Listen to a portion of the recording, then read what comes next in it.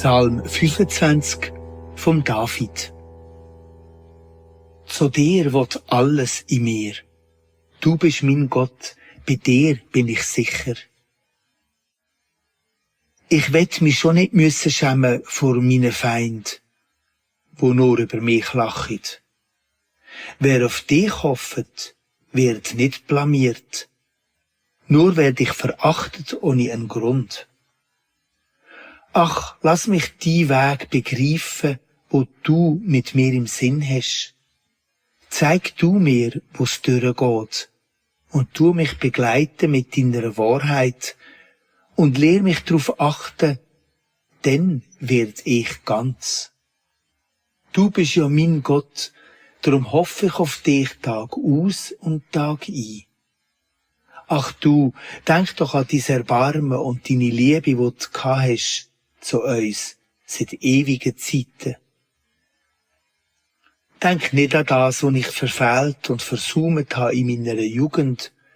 Denk lieber an das, was du da hast an mir, in deiner Liebe und Güte.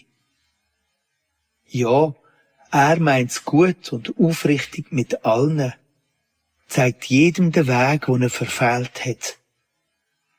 Bescheidene führt er selber durchs Gericht und zeigt ihnen einen Ausweg. Sein Weg geht er jedem voraus, wo treu zu einem steht und die Freundschaft bewahrt. Dir zulieb vergib mir, wo ich versagt habe. Es ist ja viel mehr, als ich gemeint habe. Wie geht's dem, wo ihn respektiert? Er zeigt ihm den Weg, wo er wählen soll. Der schläft auch ruhig in der Nacht, und seine Kinder sind die Erben vom Land. Der zieht er auch ins Vertrauen und hat kein Geheimnis mehr vor ihm. Auch ich schaue ständig auf ihn. Er zieht mich zum Netz aus, wenn ich reinfliege. Ach, hab doch Erbarmen und schau mich auch an. Ich habe sonst niemand, wo mir helfen könnte.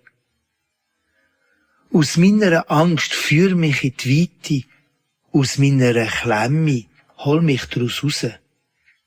Schau, ich bin so drunten, oh, würdest mich du doch vertragen, trotz allem.